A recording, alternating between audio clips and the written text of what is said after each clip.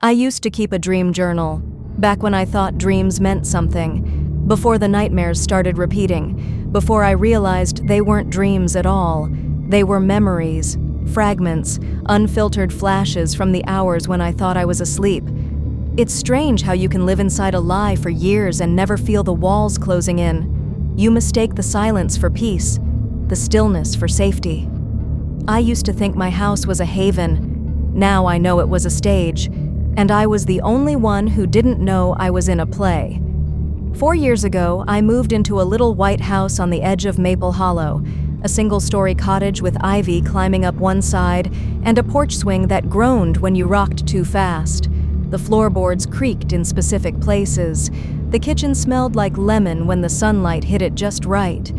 I bought it after I finally walked away from Jordan, after 5 years of bruises you couldn't see and apologies that sounded more like traps. Ben helped me move in. Neighbor, helpful, always 2 steps away when I needed a hand. He was safe, I thought. Someone steady in a world that kept slipping out from under me. He told me I reminded him of a storm, beautiful, unpredictable, and sad. I thought that was poetic. I didn't know he had been watching me before I even signed the lease, that he rented the house next door months in advance because I'd mentioned the street once, years ago, over coffee. I didn't know he took the job at the grocery store near my co-op because he saw me there every Sunday, that he started running at the same time I did, that he once bought the same shampoo just so he could smell like my bathroom. I didn't know I was being collected. The first year was normal in hindsight because he needed it to be. Ben was always available but never pushy. He helped patch a leak under my sink. He brought my mail over when I forgot to check it. He remembered my birthday without ever asking the date. We started having wine on the porch on Fridays. It became routine. It felt like safety. Then came the slow unraveling. It began with the mirrors. Every morning, I'd wake up to find the one in my hallway smudged, like someone had touched it. Not a full handprint, just the faint outline of 3 fingertips. Always low, always the same distance apart. I wiped it down, again and again, but it would be back the next day. I thought it was me, maybe sleepwalking. Then the dream journal entries started repeating. There's someone standing over the bed again. The breathing is too close. I can feel it. I woke up and couldn't move. I saw a shape at the end of the hall. It looked like Ben. The light bulbs above my bed would burn out faster than the others. My underwear kept going missing. Once I found a note I didn't remember writing tucked into my sketchbook. Don't lock the door tonight. Let him in. I laughed it off, thought I was losing it. Then I started finding my drawings altered. Someone, him, had gone into my files, opened my tablet while I slept, added little things to the faces I drew, a tilt of the head, a smile too wide, eyes where there shouldn't be eyes. Once I found a drawing of myself, naked, crying, bound. It was dated 2 months before I ever drew the base sketch. I lost friends. They stopped calling, not all at once, slowly, like leaves falling from a tree in October. My phone would accidentally delete messages. My emails wouldn't go through. They thought I was ghosting them. I thought they were pulling away. Ben said, maybe you're too much for them. And then he held me, always warm, always steady. I stopped questioning why he was always around. I woke up one night with a bloody nose and the smell of bleach in the air. My door was locked. There was no blood on the pillow, just a single black and white photo placed gently on my nightstand. Me, sleeping. I was curled on my side, mouth slightly open, the sheets pulled halfway down. The timestamp was 3:14 a.m. I threw up in the bathroom sink, cried so hard my teeth hurt. Ben found me there hours later, still clutching the photo. I'll protect you, he whispered, kissing my hair. I believed him. The stalker got bolder. Dead things appeared on my porch, a mouse with no eyes, a rabbit with its throat carefully opened, not torn. Opened. My camera system failed again. The cops shrugged again. Ben was always there to sweep up the remains. He replaced the batteries in my doorbell cam like he was changing a light bulb. Said I was too stressed to worry about it. I thought, maybe he's right. I didn't realize the camera was never turned on, and then I started dating him. After 4 years of pushing him gently away, I gave in. Because I was isolated. Because I felt like a glass pressed by 1,000 fingers, about to shatter. And Ben was the only one who never let go. He made me feel safe. Until I found the room. Clementine scratched at the wall behind the furnace for 3 days. Ben said she was acting up. One afternoon I followed her, pulling the shelves aside. There was a door. Not a real one. An access panel with a hidden latch. Old but solid. Inside, a small, dark room. Concrete floor. Cold, damp. The smell of mildew and iron. The walls were covered in me. Hundreds of photographs, Polaroids, printouts, screenshots, me brushing my teeth, me in the tub, me crying in the hallway, me smiling at Ben during dinner, me sleeping, dozens of sleeping photos, some from angles that could only have come from inside the room. One photo had a sticky note on it, "Too much crying this week, adjust dosage." Another read, "Moved brush to left drawer, observed confusion." There was a drawer labeled teeth. Inside were 2 of my childhood baby teeth, which I remembered losing in 3rd grade. How did he even get those? And there, placed reverently on a pedestal, dust-free and waiting, was a leather-bound journal. I opened it with shaking hands. I made her a world where I was the constant. I took away the noise, the people who lied, the distractions. I cleaned her up. I burned the rot. She's been mine from the beginning. She just had to learn it the hard way. She's almost ready. One more push. Maybe kill the cat. Something final. She'll break, and I'll be there, arms open. The final entry was dated today. Tonight, I'll tell her. She'll panic, scream, maybe even run, but she'll come back, because where else does she belong? Now, I'm hiding in the attic crawl space, phone dead, heart galloping. Ben is downstairs. He's making my favorite dinner, garlic chicken and rosemary potatoes. He keeps humming. That same lullaby he's been humming for months. The one I hear in my dreams. The one my mother used to sing when I was 5. How did he know? He just called up the stairs. "Julia," he said, "you've seen it now. That's okay. Come down. Let's talk. You know I'd never hurt you." His voice is soft, familiar, warm. It terrifies me more than anything I've ever heard. Stayed in the attic for hours, maybe longer. Time folded in on itself. I was shaking so hard my teeth clicked together. Clementine curled up in the corner, wide-eyed, silent.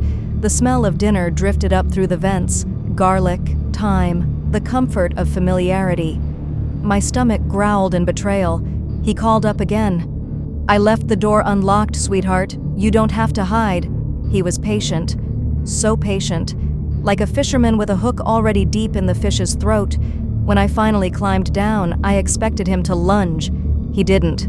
He was at the dining table, hands folded, 2 plates laid out, wine poured. He smiled when he saw me. No shock, no shame, just a calm kind of knowing. "Sit," he said, "please." And I did. I told myself it was survival, that if I played along, I could escape later, that I'd eat, rest, and run while he slept.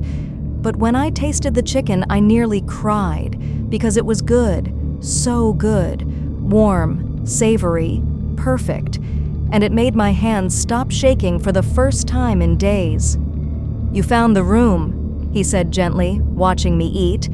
"That wasn't supposed to happen yet." He poured more wine. "I know how it looks, but you've been sick. You've been paranoid. You've lost so much. I was trying to protect you." I didn't answer. I was too tired. But something deep inside me, something exhausted and desperate, whispered, "What if he's right?" He didn't mention the journal again, not directly. Instead, he told stories about how I'd been spiraling, how I'd stopped eating, how I'd begged him not to leave one night, sobbing on the floor. "Do you remember that night?" he asked. And I did, I think. Sort of. My memories had become sticky, blurred, like water-damaged photographs. Had I really screamed at him to stay, or had I dreamed that? He showed me texts, ones I didn't remember sending, pleas for help, panic attacks, voice notes of me crying, my own voice. "Do you remember recording that?" he said gently, brushing hair from my cheek. I didn't. The next morning, I woke up in bed. The good sheets, my softest blanket, a cup of herbal tea beside me, still steaming. Clementine at the foot of the bed, calm again. Ben was nowhere in sight, just a note. "I'll be back in an hour. You're safe now. Everything's going to be okay." And for just one moment, I believed him. The days blurred. He took my phone, said I kept losing it, gave me a new one, cleaner, empty. He lit candles every night, played soft music, told me I was getting better, healing. And I smiled, because he made me believe I'd imagined it all, that the things I'd found, the room, the photos, even the journal, were a dream, a psychotic break, a stress response. He said I had been overworked, malnourished, sleep-deprived. "You were hallucinating," he whispered as he held me at night. "You're not anymore. You're home." One evening I asked him, "Was there ever a stalker?" He looked at me like a father talking to a confused child. "There was, but not like you think. I took care of it. He's gone now." He never said who. He never said how, but I believed him. I started drawing again. But all my art was of the same thing. A girl in a tower, her face pressed to the glass, watching the woods, her mouth open in a silent scream. Ben loved them. "You're purging the trauma," he said, and I smiled again. I stopped talking to the police, blocked the friends who tried to check in, told them I was fine, that I'd found someone who finally understood. Ben helped me write the messages. His words flowed easier than mine. Last night I found something on the kitchen table, my old dream journal. The last page was dated a week ago, but the handwriting wasn't mine. "She's almost ready. The storm has passed. Soon she'll thank me. She'll beg me to stay. She'll be mine." Finally. My hand trembled. I closed it, slowly, gently. I tucked it into the drawer like it was a family recipe or a love letter, because something in me, something too tired to fight, whispered, "He's all I have." Tonight, I'm sitting on the porch. The candles are flickering. Ben is reading beside me, one hand resting on mine. The woods rustle. A shadow passes across the yard. Ben doesn't look up. He just smiles, and I say nothing. Because in this version of the story, his story, I am loved, I am safe, I am home. 3 years later, the house is still quiet, still clean, still warm in the way that doesn't reach my bones. Ben says I don't go outside much anymore, that it's not safe, that the world is too loud for someone like me. I agree. Some days I wonder if I've always been like this, slow to rise, eyes always half closed, a heartbeat muffled underwater. He tells me I'm better now. I eat well. I sleep more. I don't dream at all. There are no mirrors in the house anymore. Ben said they triggered my old episodes. I agreed. Now, when I brush my teeth, I watch the wall. It's soft blue, calming. I can almost forget that I used to be someone with sharp edges. There's no Wi-Fi either. No need. Ben brings me books. He says I used to love to read. He's right, I suppose, though I can't remember what my favorite book was. We live on the edge of a small town now, in a house surrounded by trees, isolated, safe. I think the house might be too big for just 2 people, but Ben says we'll have children soon. He says I'll be a wonderful mother. He says I'm already his whole world. I smile, because he's the only world I remember. Last week, Clementine died. Ben said she was old, said it was her time. He buried her under the lilac tree. I cried for 3 days. He held me through all of it. I don't remember the moment she stopped breathing. I only remember the sound of the door locking afterward. Sometimes I find things in the wrong place.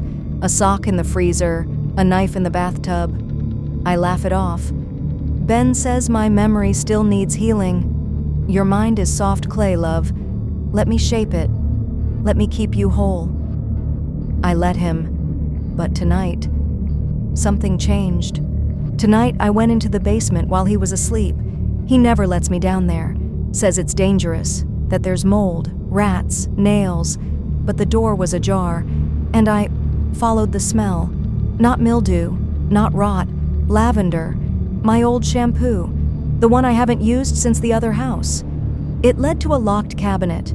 I knew where he kept the spare key. He didn't know I remembered. Inside was a stack of boxes, labeled in Ben's perfect script. Year 1, Year 2, isolation protocol, compliance logs, hair, voice, skin, scent, formula tests. At first, I didn't move. I couldn't. Then I opened one. Inside were jars, each meticulously labeled. One held my fingernail, another held a lock of hair, braided, still dark, younger, freer. Photographs followed, thousands of them, me in every position, every angle, some taken through walls, some through windows, some far, far too close. He never stopped documenting me, not even after we fell in love. The last box was labeled, Epilogue, if she ever finds out. There was a sealed envelope inside. The handwriting was mine, but I never wrote it. To whoever finds this, don't trust him. He broke me. He turned me into a ghost and named it Julia. He is not my partner. He is my prison. I left this because some small, hidden piece of me is still fighting. Help her. Help me. I dropped it. I screamed, but only inside. My mouth didn't open because I couldn't risk waking him. I closed the cabinet, locked it, slid the key back where it belonged. I climbed the stairs slowly, and when I reached our bed, I crawled in beside him, pressed my face into the crook of his neck, let him wrap his arm around me like always. He whispered in his sleep, "You're mine." And I whispered back, "I know." Tomorrow, I'll smile again. I'll eat the breakfast he makes. I'll water the plants. I'll thank him for keeping me safe, because that's what he taught me to do, because now I know the truth, and I can't leave, because I'm not Julia anymore. I'm the version of her he made, and he is the only one who remembers who I used to be, unless my friend receives the letter I sent in secret.